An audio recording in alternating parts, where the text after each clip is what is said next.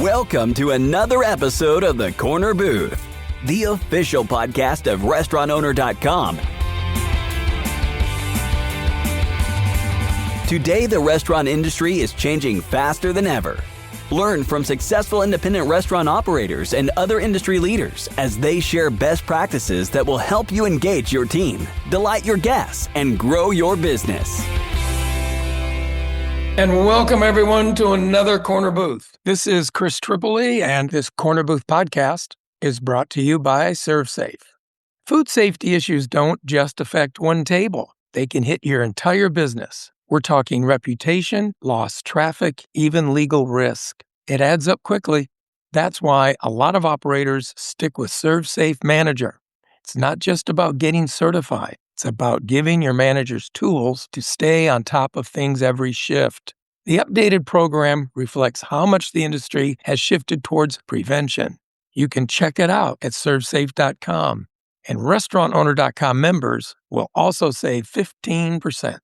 Restaurantowner.com is simply the single greatest source of information and educational material for the independent restaurant operator that's on the web today. Check out www.restaurantowner.com for the assistance that the materials there can offer. And speaking of assistance to offer, a very, very popular topic of discussion throughout the restaurant community is extension of brand, increasing value, and how to do that if we have one unit and we want to develop the brand in another avenue, like building our value in catering, off-premise delivery, large events.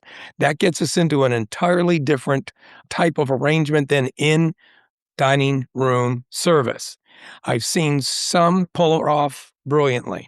However, I've heard from many of you that this is a difficult item. It's a different world, and we need to learn more about it. So we're going to explore that today because my guest today, Scott Pendergraft, and his wife, Danielle Dobiecki, work together as founders of Carolina Table. Now, Carolina Table, as we're going to hear, is two things.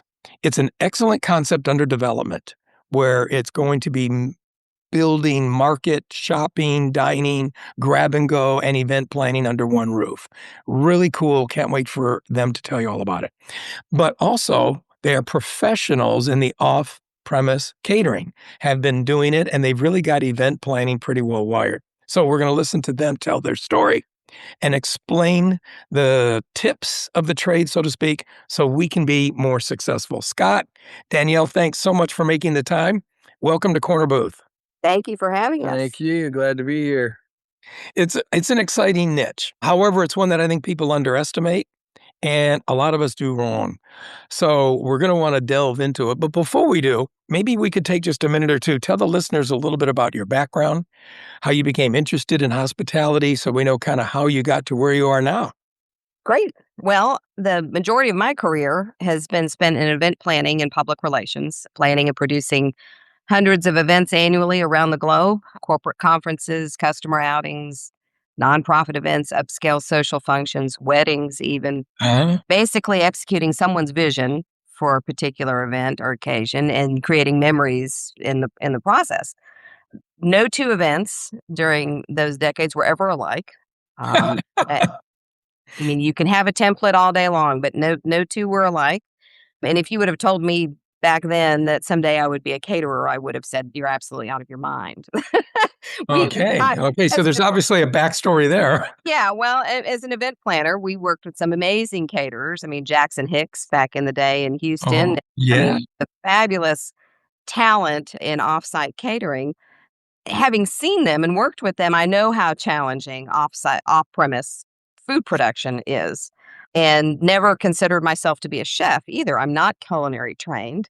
I guess you could say I'm trained vis-a-vis 13 Barefoot Contessa cookbooks and a host of other cooking shows and cookbooks. But we've always thrown a good party at home. I tell you what, that works though, doesn't it? I mean, hey, it's something to be said for that. Yeah. And we've always thrown a good party at home. And I think, or I hope anyway, that I've always been able to make people feel comfortable in our home or around our dining room table over the years. So, but we have 3 busy kids and busy lives. Those kids are getting older now, but But while they were growing up, we made it a point to gather around our dining room table as many nights as possible during the week.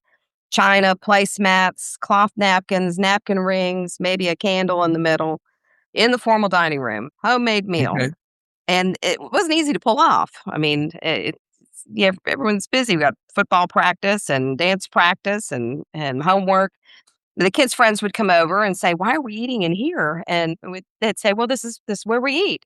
But it was around that table that we learned what our kids were doing in school, what they were doing in sports, Yeah. who their friends were, what the latest teenage drama was, uh, Good. and how we got to know our neighbors and got together with friends. So very Norman Rockwell, I suppose, in some respects, Hmm. but in some respect, those are probably better times for families and communities. And nowadays, formal dining room in a home is really utilized a few times a year for the holidays. So it was just sort of the way we did how we did things in our home. And it was through that I began to realize that most of the women I worked with or parents of my children's friends either didn't know how to cook or didn't have time. Uh, Yeah. Yeah. and we're in a time stressed culture, and I thought, wow, we're really fortunate to be able to do what we do as a family. So my husband, Scott, has spent his career in the grocery business on both wholesale and retail sides of things with just about every grocery chain that you've ever heard of. So in 2013, we started working on a plan to create a market and bakery concept that would combine his grocery operation, purchasing, merchandising, customer service experiences with my event planning background Okay. and a knack for entertaining at home. And thinking that Scott could run a market with his eyes closed while I'm out about town planning parties. So that's sort of how Carolina Table, the concept was thought out. So, And Scott, when you were doing all of this, you know, proper procurement and grocery setup and store supervision, did you ever think that you wanted to get on the other side of that and actually do food delivery and catering? Yes and no. I've always been very entrepreneurial and for I guess about 10 years living in Houston, I had my own wholesale food distribution company and it actually enjoyed it, quite a bit as opposed to, working for somebody else. It's a lot tougher and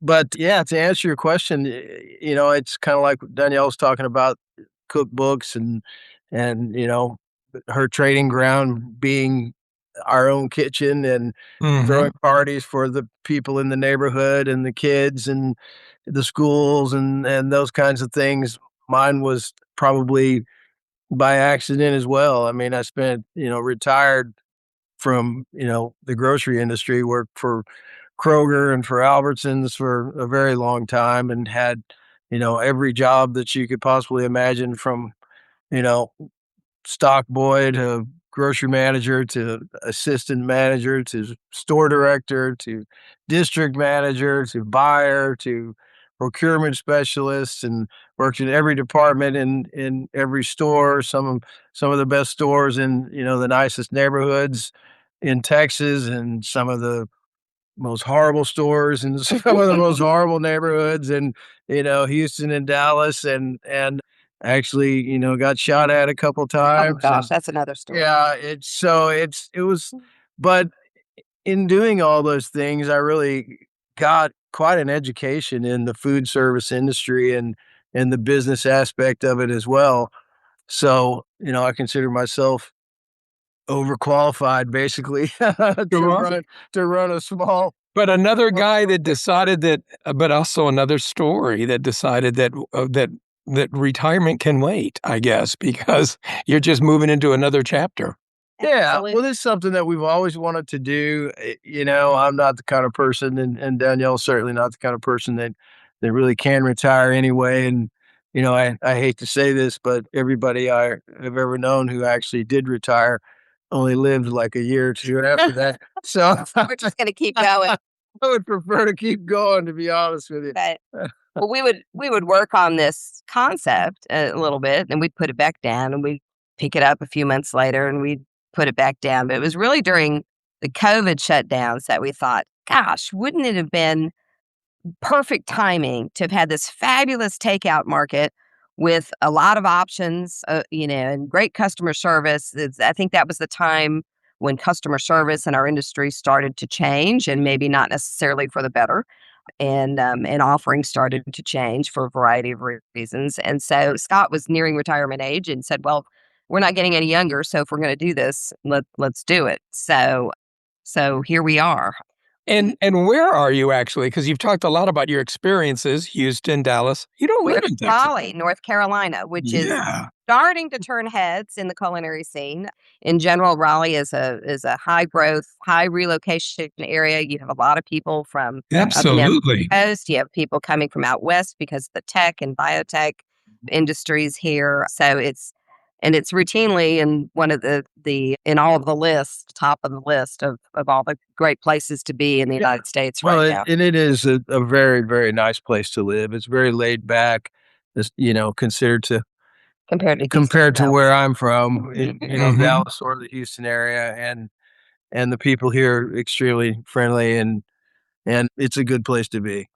but with that growth comes challenges in real estate and finding the right location for our market and the proper parking. And there have been a host of unexpected challenges in the last few years as we've been trying to find a brick and mortar location for Sure. Carolina Table. Well, let's spend a little time on that so the listeners can actually get a picture of Sure. what this is, how you're putting this idea together, where you feel like it needs to be, the target market, the size. I mean, just how does a market also work with grab and go eating, bakery, and event planning?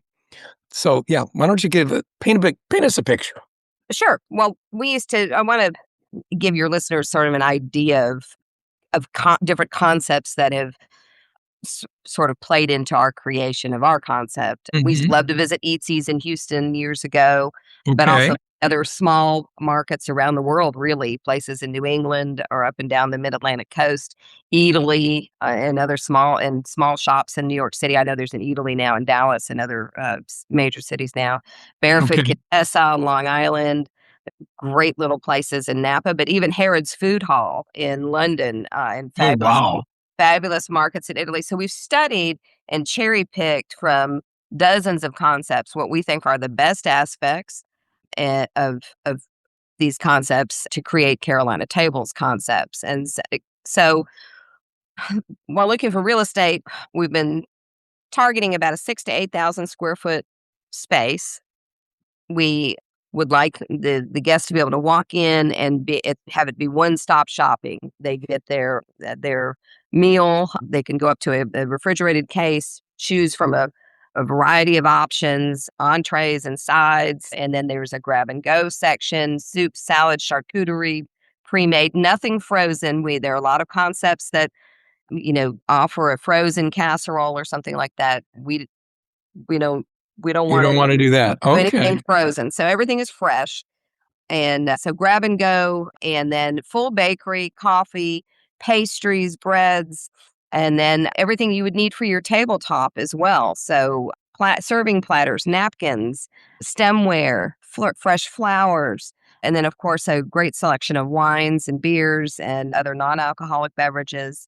Small area for people to sit down if they feel like they want to grab this, soup or a wrap or something like or salad from the grab and go area or a pastry, sit down with their laptop and have some coffee. But the gist is, we want people to have that same experience around their table at home that we've had with our family and friends. Want to make it easy for them to just come in and get everything they need to have that experience at home. Excellent, excellent. So it'll require 6 to 8,000 square feet in order to get that public space, shopping space, grab and go space. You mentioned pastry, so that means there's going to be bakery. And will there also be other, say, market-related items that people buy that are sort of what I call like meal support items, wine, flowers, other things that just help you set your meal up at home? Absolutely. So we intend to have fresh flowers displayed near the cash registers.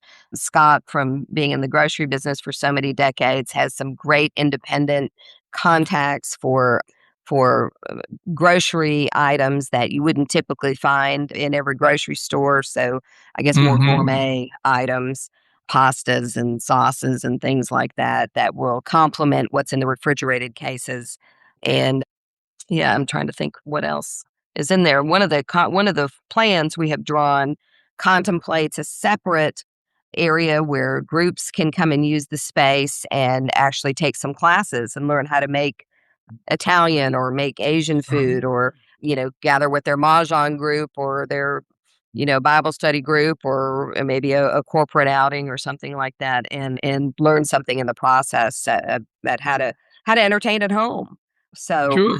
So I think that's it. That's kind of what I'm hearing. So this is really more a market to assist the shopper to better entertain at home.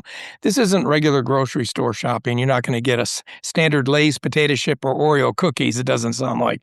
and you might get Carolina Kettle potato chips, which is a great locally sourced potato chip. But Okay. Okay. but yes, you're spot on. Okay, so we can shop there, then we can go home and we can really impress people with not just the food, but some of the surround items, the snack items, the dessert items, the beverages, the centerpiece. So this is one-stop shop if we really want to impress people with a entertainment event at home. Mm-hmm. Now, Absolutely. what about so then? How does this tie to what you're doing now with the catering? Are people invited to walk in and maybe talk to you about doing a larger event or some, major catering, things that they're not going to do themselves? And can they book that there? Absolutely. So the catering aspect was not something that I really wanted to undertake. It was Scott said, "Oh yes, let's cater," and I thought, "Oh my, I know exactly. It is not an easy feat to do it well." And I know you've alluded to some of those challenges in the industry, and so when we said, "Okay, let's do this project," we started testing recipes and processes out of a small temporary kitchen. And when friends and neighbors started to find out about our project, they said, "Oh, what do you think you could cater something for us in the meantime?" And I said, "Sure. What do you have in mind?" And our catering business has just exploded. I mean, it's just grown organically. We don't advertise at this point anyway. I'm afraid to advertise. We have it's just been all word of mouth, or people will see posts on Instagram here locally and reach out to us. I'm sorry? I said I knew it would. Yeah. Well, Well, it it's sounds like you're right. If you guys are just growing that well, and like you said, you didn't have to do any marketing, no major announcement, no ads are running. You're just no, growing based on, I guess, word of mouth and referrals. it has all been word of mouth and referrals. And I think because what we're doing it's been different and it's been well received. Yeah, there's more to it than that. I mean, I knew the catering was actually my idea as a way to get started and get the name out there and try to do some brand building, if you will, and in the meantime, and while we're still looking for a space to put this market. And the biggest reason is I knew that we could do it and do it well. And I also knew that, this is, albeit Raleigh is a very nice place to live and it's very safe and very laid back. It's not a very cosmopolitan place. And it's not, when you compare it to some place like Dallas or Houston or, Atlanta or New York or wherever, Okay. there's a lot of things. There's room for growth. Yeah, there's a lot of room for growth and, not to be negative about anybody, but there's not anybody really doing this really well around here. Okay. Well, they're just not doing it the way that Yeah. we're executing it. yeah. That's all. Well, see so you found a niche in the marketplace, a way that you could fit in and have a point of difference Good, when better, compared. put it that way. So, Mhm. and we have. Well, I cater in someone's home or office the way I would do things in my own home. And so I think when you approach offsite catering in that respect, it changes it changes the game. I I had somebody who asked us to cater in South Carolina 4 hours away, a wedding, Mhm. because it was in a rural area. There was not a lot of choice in caterers in that area. And she said, "Oh my goodness, I can't envision having a table with a row of chafing dishes and a few sprigs of greenery set on the table. And that's not what I want." And she knows that our buffets are, I mean, they're works of art. They take a lot of creative energy, and they're not just a row of platters on a table. And I think Mhm. our customer expects something a little more creative in that way. Yes, they want the food to be good, and that's first and foremost. The food has to taste great, or there's no point. But it And also has there's to be presented well. challenges when someone's at a restaurant, see, and he'll say the same thing, you know, "I'm serving people, and first things first, the food's gotta be good. It's gotta be good, it's gotta be on target." Okay.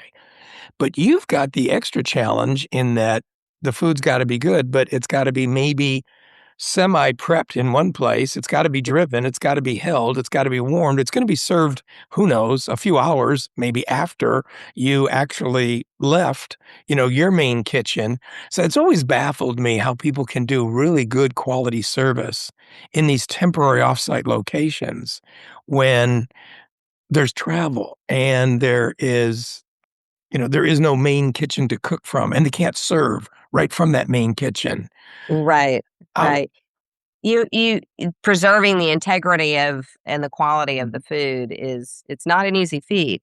So you have to work with menus where you know you can execute that, where you know you can prep ahead of time, okay. and you can put that in a Cambro box or in a hot or cold box, and Refrigerated truck. a refrigerated truck, Yeah, yeah. and continue that prep on site. One of the first things that we do when we accept a catering job is to make a site visit. I will never cater somewhere where I haven't put eyes on the site where I'm going to be expected to present. So Okay. my very first order of business is site visit. I want to measure the space, whether it's a kitchen island or a dining room table, or we're going to bring in tables or whatever. I want to measure the space that I'm going to be expected to create a spread on. And if it's a plated meal, obviously I want to be able to understand the you know proximity to the kitchen and what they have in their kitchen. And even if we're not doing a ton of prep, I want to see, okay, what kind of ovens do they have? Will they Yeah. hold a hotel pan? You not believe how many people have ovens in their home that won't accommodate a full size pan Whoops. in their oven. Yeah, so that's a big whoops. If you get on site, you can't keep your stuff warm in their oven. So So I so hope everyone made a note of that site visit because you don't wanna notice this when you get there. no, no, and I mean other things with site visits, and we learned one lesson sort of the hard way. We were doing a children's first birthday party at a small home that has been renovated into a children's venue, Mhm. event venue, and they said, "Oh, we have 6-foot tables, that anybody can use." And so I was like, "Oh, great, 6-foot tables. I don't need to bring tables then. And we can use 2 6-foot tables to make our 12-foot buffet and put our linens on, and that'll be great." We opened up these 6-foot tables, and they were not your standard size. They were 6 feet long, but I think they were maybe 24 inches wide or 20 Whoop. inches wide or something like that. And a standard is about 30 inches wide. Very So, rickety. If you and they were very, very rickety. I mean, if I would have been afraid to Oh yeah. that they wouldn't have supported the Would weight yeah. of everything that we were putting on the table. Yes. And so we were sort of in a panic, like, what do we do? I can't even set the buffet. We were 40 miles away from our table, so So uh, anyway, uh, we worked it yeah. out and we were able to get somebody nearby to bring us tables very quickly, like within 30 minutes. And then because I couldn't do anything, I couldn't get drop linens or plinths or anything to start setting up the food, much less start prepping the food in their kitchen. So site visit key. And of course, Okay. now part of our site visit is if we're using their tables, I'm going to measure those tables and put eyes on them and make sure they're sturdy and standard size. But so you have to know the space that you're working in, and you have to understand what their on-site kitchen looks like. We did a plated meal at Christmas in a law firm Mhm. that was in an old converted Victorian home and didn't really have a kitchen, had a kitchenette, but the room that they had us staged in was somebody's office. Mhm. It wasn't even a kitchen. So we brought in folding tables. I brought in an electric skillet. I brought in some hot plates. What else did I bring? I can't remember. Literally behind the electric skillet was the back of somebody's laptop or computer screen monitor. So and we pulled it off, and it was a 5-course, served meal in their conference room. And I mean, they had no idea the organized chaos that was happening in somebody's office, but Yeah. you have to know, but A we wide knew variety of what we were going to be working with. And so Because you went there. because I Yeah, went there ahead of time, and that's we it. came prepared. And so we knew, what we needed to bring in order to make it Well, successful. we look at we evaluate. She was talking about site visits, and we have kind of a three-legged stool, if you will, for catering, Mhm. and the first one is food. Can we provide the quality of the kind of quality food and the quality of whatever particular dish we're serving in this? Is it going to work for this venue, or do we need to steer them towards something else, or maybe possibly we, can't do it? I mean, so the Uh-huh. quality of the food is the main thing, and then the second leg of that stool is the presentation. Do we have is the facility, conducive to being able to present, you know, what the customer wants and what will be proud to, sign our name to and post on a video on Instagram or be on your show or whatever with it, those two things. And then the third thing is, do we have the right personnel for, to provide the kind of customer service that we need for that particular event? And if we can put all those components, you know, into this, then we'll say, yes, okay, well, we can do it, you know. And then we approach it from there. We've done a wide variety of crazy things for different people in all kinds of different places. And like Danielle, talked about, we haven't said yes yet, but we're still contemplating doing this wedding in South Carolina. So we'll see. But Sure, we're going down sure. there to take a look at it and see if it's something we can actually pull off. And that's kind of a very interesting, not something that I think a lot of restaurants that start or say today are interested in catering might be thinking about. But sometimes that would happen that you are going to get an opportunity, but if the opportunity is a distance now, in addition to your regular concerns, you've got travel, equipment rental, maybe even the night Yeah. before where you got to go down and now you have stay over, hotel reimbursement. You're in a different city, so God forbid if you did need something at the last minute, you don't have purveyor contacts. You can't run out and just say, pick up one Right. more of this or that. So, it sounds very, very interesting, but it would be a little nerve-wracking if you don't have all the ducks in a row before you hit the road the day before. Sure. Right. And that's why we use a very, very detailed production outline. And that was Okay. something that I gleaned from my event planning days. So when we would plan a wedding, for example, going into the couple weeks prior to the wedding, we would start mapping out almost by minute, sometimes 2-3 minute intervals, what was happening and who was responsible for that act or that task. And then you end up with a several page document that is then shared with everybody involved in producing that wedding, and even wedding party who might be involved in certain aspects of the evening. So those outlines got to be so detailed, even to the point of, and again, a lot of this is live and learn. We had a situation years ago where the bride and groom were out on the dance floor ready to do their toast, and I looked out there horrified that they didn't have glasses of champagne in their hands to Oh, make their own toast. Everybody else did, but they didn't. And I thought, I can't believe, that nobody has beverages in their hands. And so I quickly ran out there and, gave them each a glass of champagne so they could, participate in the toast.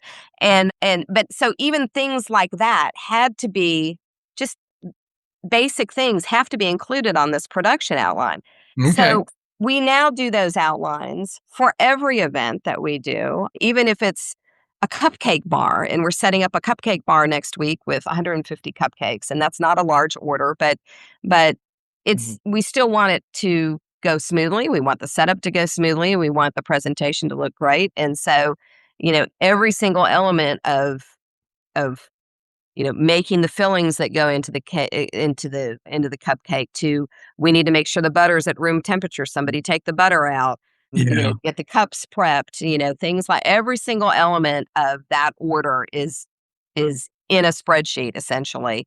And then we print that out. And then as we're going through each of these orders simultaneously, and you might have 3, 4, 5 orders at the same time, you're checking those boxes. And some things say, have my name next to it. Some things have Scott's name next to it. Some things Sure. have other people's names. So that's how we keep this organized. And that's how we would make sure that we had every single aspect of what we needed on a truck for South Carolina, for example, ahead of time. The other aspect of that production outline is that I have a list that states what we're doing on site. So what are we doing once we get there? Right. We need to turn the oven on to 170. We need a second oven on at 350. What goes in each of those ovens? We need to pipe hummus in the shape of a flower. That has to be garnished with chickpeas and Italian season and olive oil and a salami flour that we've made. So I see all of that on my list, for example, and I know that when I'm getting ready to pack to leave, I look at that list as to what I'm going to do on site, and I say, okay, I need to make sure I have the olive oil and I have the Right. vitamins and I need a piping bag and a tip, and I need a spoon to be able to get the hummus in the piping bag and all of those things. So that sort of stands as my packing guide too, when I look at everything that I have to do on site and make sure I have everything. More detailed. Yeah. More So- detailed than I would have thought. I mean, obviously I'm not surprised that yes, there would be a clipboard, there's a checklist, make sure we load correctly. But what I'm hearing is that it's much more than that for you restaurant guys out there saying we're going to go do these offsite parties. What I'm hearing is more than just a complete, say, production outline. But then there's the timeline of what's going to be done once we get there on site in order. So we know that this is going to get warmed in enough time. And this is like, say, a garnishment. This is going to go right at the end, just before we put it out at the table. And so if we Right. don't have that thought out, I guess it's just too easy to get there and then overlook something. Correct. Oh, absolutely. Yeah. Danielle's really good at that kind of stuff. I guess that the best way to describe it is Danielle's kind of the micro and I'm the macro of this whole operation, and she's very good at all the intricate details, which, none of this would happen without any of it. It has to be done. All the, like, everything she's talking about, from piping bags and production outlines and all these different things, but the biggest thing is that, our target customer is an affluent person for the most part, or maybe they're not that affluent, but this is something very special to them. This is their birthday party. This is their anniversary. This is their wedding shower, whatever it may be. And we want to add value. That's the biggest thing that the best word I can come up with for all of this is value. Is whatever it is was it worth whatever they spent for it? Okay.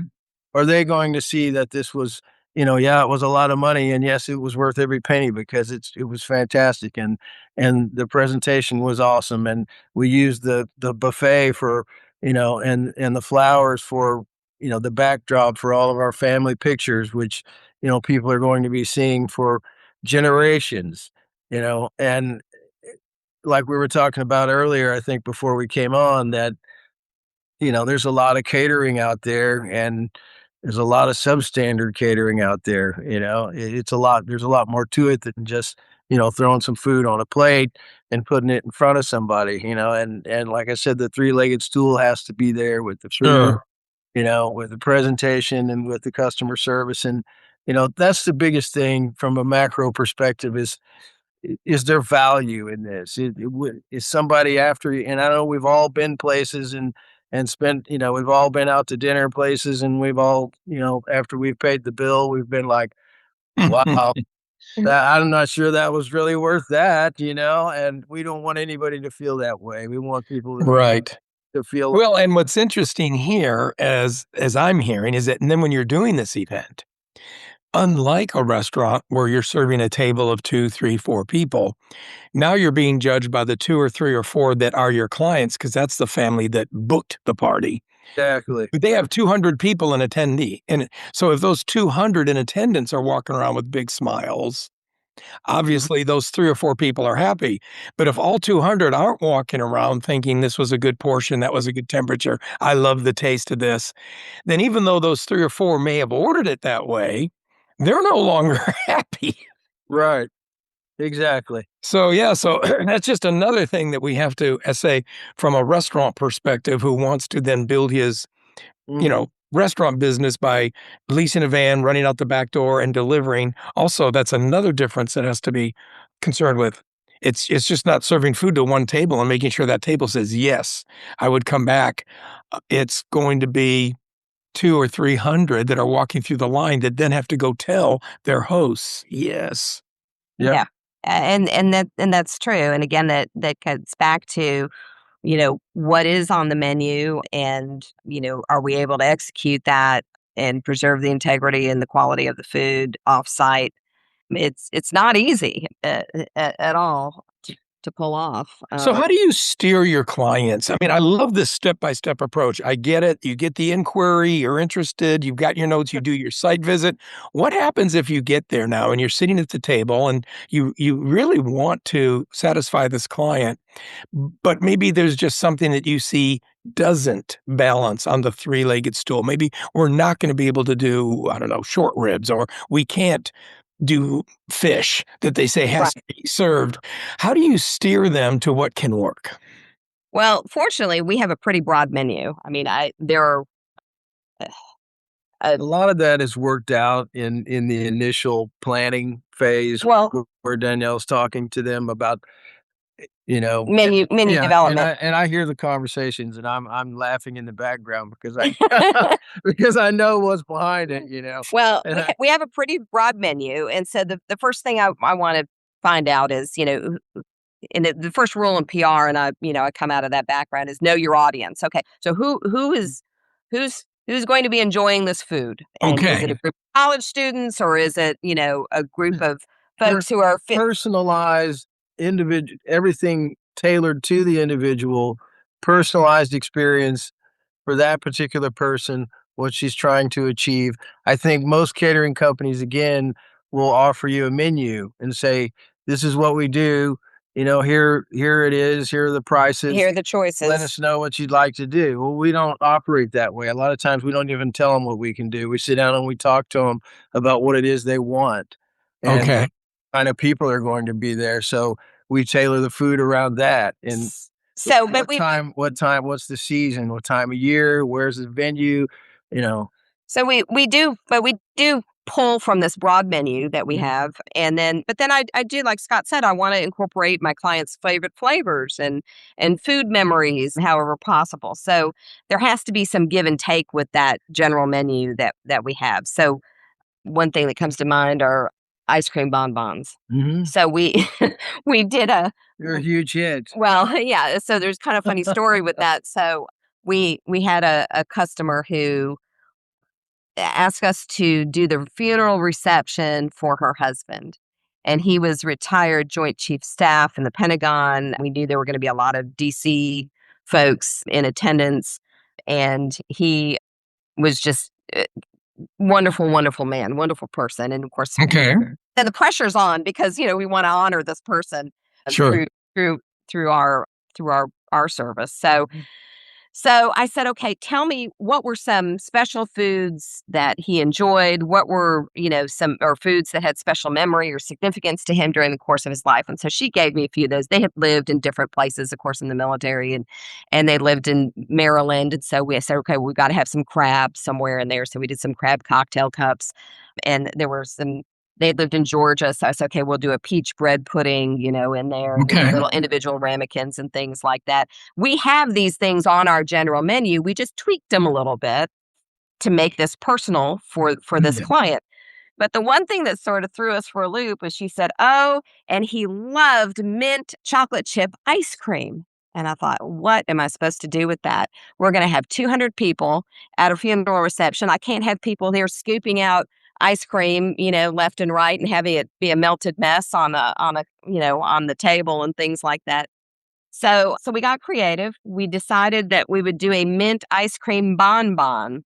So it was a little ball of mint ice cream dipped in chocolate and frozen that way. So bite sized. We could put it in a little plastic cut foil lined couplet. Give away a trade secret. So no, well, but and so how are we going to keep these things from melting? Exactly. So Don't do dry. No, I'm going to do it. Dry ice. Okay. So we got dry slabs of dry ice, and we tested it ahead of time and put the dry ice out, and we put the couplets of the bonbons on there, and how long would they keep on. Then we'd take a bite of a bonbon every 30 minutes or so to see how soft it was inside. Was it soupy or was it still firm or whatever?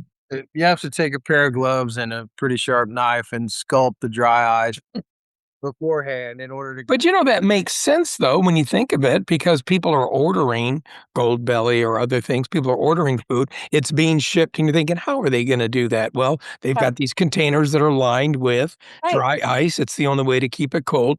So that's neat, and it really makes sense.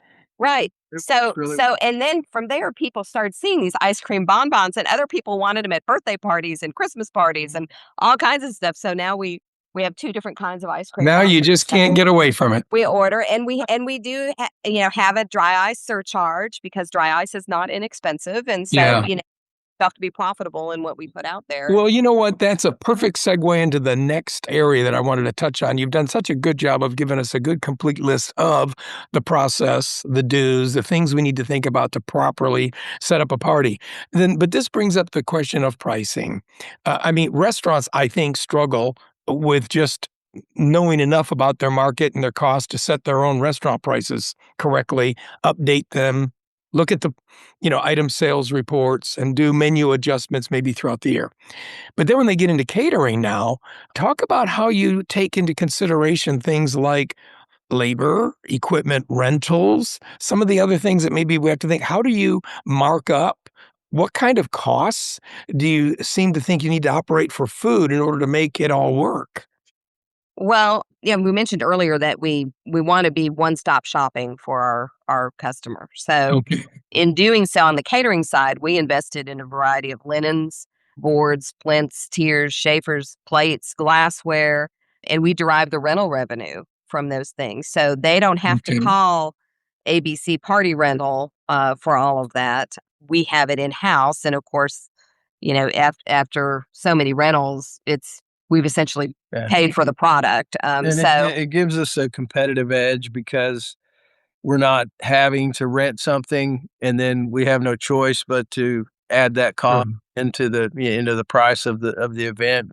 We have the option to either charge that customer what they would have to pay if we were renting it, or we could, if we need to be competitive or to stay competitive, Mhm. say, well, we already own the stuff, we'll just use it. Makes sense. So you roll that into your inventory. Makes sense. Right. Yeah. And we also have good quality rentals in the process. I was very selective about what plates and what chafing dishes and what glassware and things like that, things that would hold up to, continual use, but would also look nicer than ABC Party Rental, products. So, It's much nicer than what you could rent from. well, there's some great rental companies out there that have Yeah. high-end And we stuff. have our china is actual china, and it's fairly high end, and our glassware is fairly high. But we also have ceramic, Yeah. ware too. That is and it depends on the event as to what you use. Which So, is kind of scary because you see one of those plates go down and you're like, oh man, they're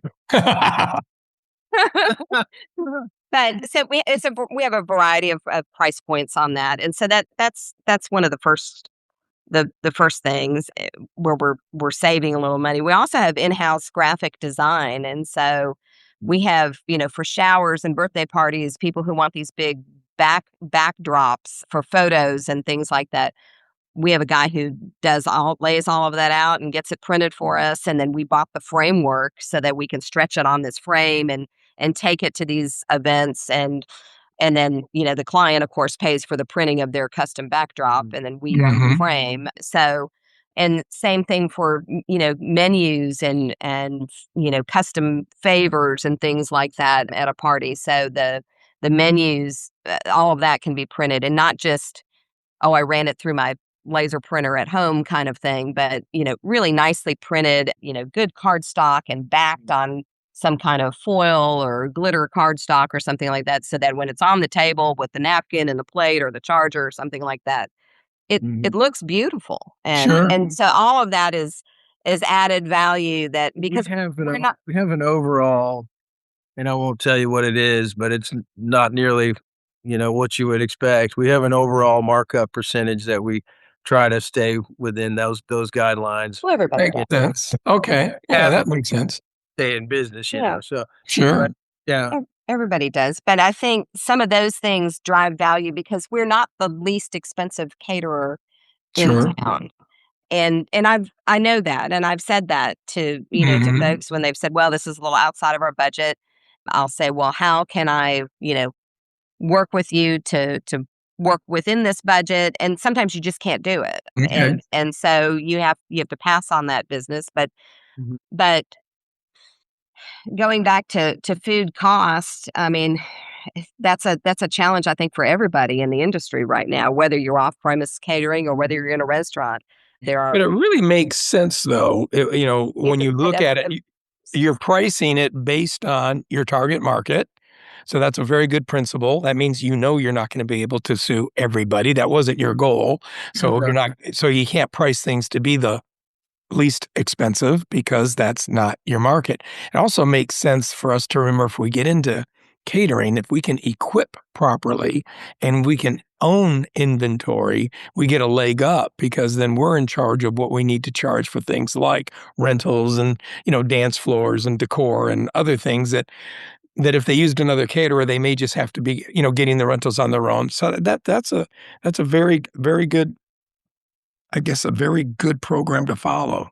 But from an execution standpoint too, we're controlling all of that, so to speak. Mhm. So when you're executing an event and you know that you're supposed to have a certain kind of plate for a certain course or something like that, I know that that plate's there because I brought that plate myself. Right. Perfect. Yes. And I know that all the utensils that I need are there because I brought those. And I'm not relying on either the customer who may not know exactly what I need or what works, or a rental company to ensure that they got it actually delivered to the location. So it gives me a little, I guess that's maybe my control freak. Well, that's a little security. Are you kidding? That's one less thing to worry about. Sure.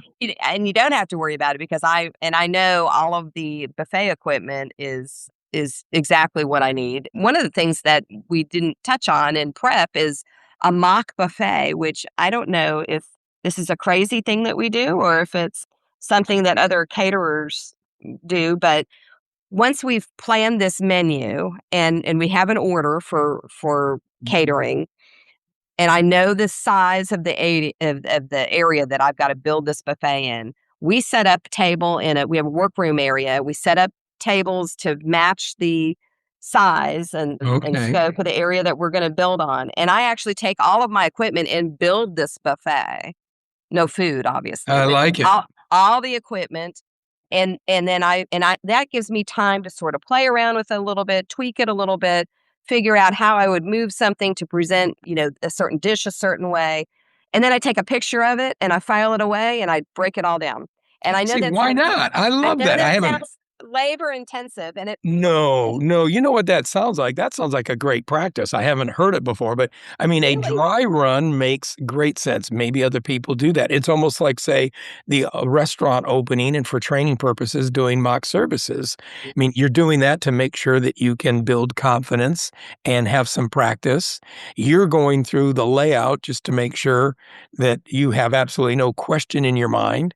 And it helps you tweak, make last minute adjustments and change. So it gives you the confidence that when you go execute, you're going to be executing perfectly. It makes great well, sense. I don't have to play around with that on site and waste precious time while my food is, you know, sitting there. I don't have to spend that time doing all of that and thinking through all that. I just look at the picture. Also, it makes my checklist very easy for packing because I look at that picture, I say, okay, I need this, this, this, this, this. That's what goes in the van.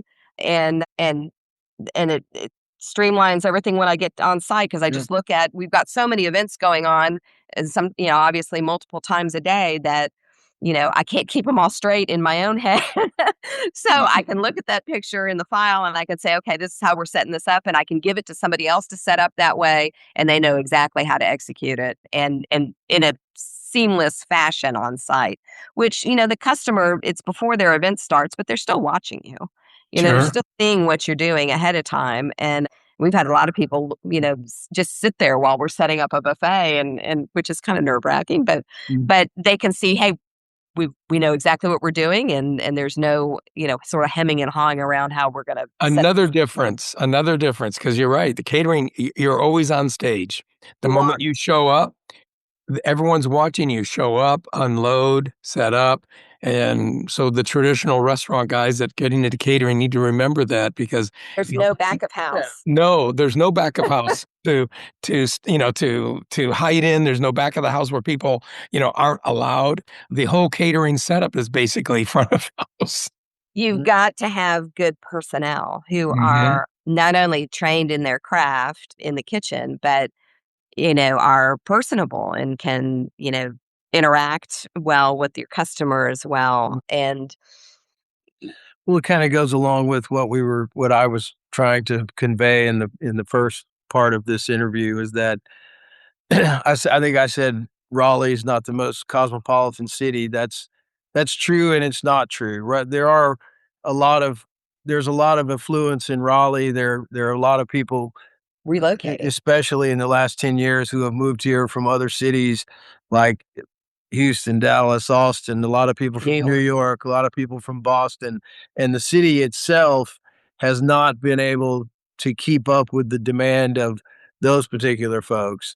You know what I'm saying? The restaurants are not caliber. Well, the restaurants are up and coming. It's the catering. There's a lot of up and coming. We have some great James Beard nominated. Yeah, but they've only appeared recently. Yeah, they have. And so there's a little bit of a learning curve, a little bit of a lag between the folks that are coming in from New York and Boston and et cetera, and the amenities that are here to support those people to being the kind of things that they're used to in the places they came from. Larger metropolitan. And so in the meantime, at least for now, we've been able to fill a small niche here and it's working well for us. So, well, it sounds like you've got it working.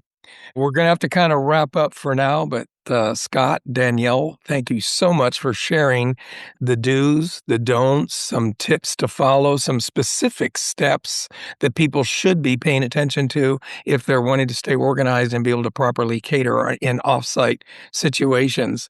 Carolina Table. Okay, everyone, if you want to learn a little bit more about it, I imagine, can you tell us how would we contact you? Our Instagram is probably our best way to see our work and contact us as well. It's at Carolina_table on Instagram.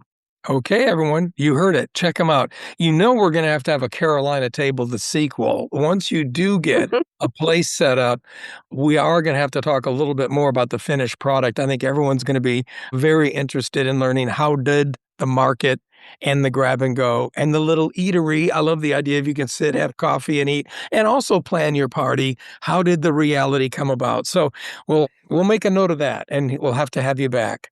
Hey, everybody, thanks so much for joining us here on Corner Booth. Check out restaurantowner.com and go look at Carolina Table. You'll be impressed. And also thanks to ServeSafe, the trusted leader in food safety training for nearly 40 years. Thanks again for joining. We hope that we can catch up again real soon on another Corner Booth.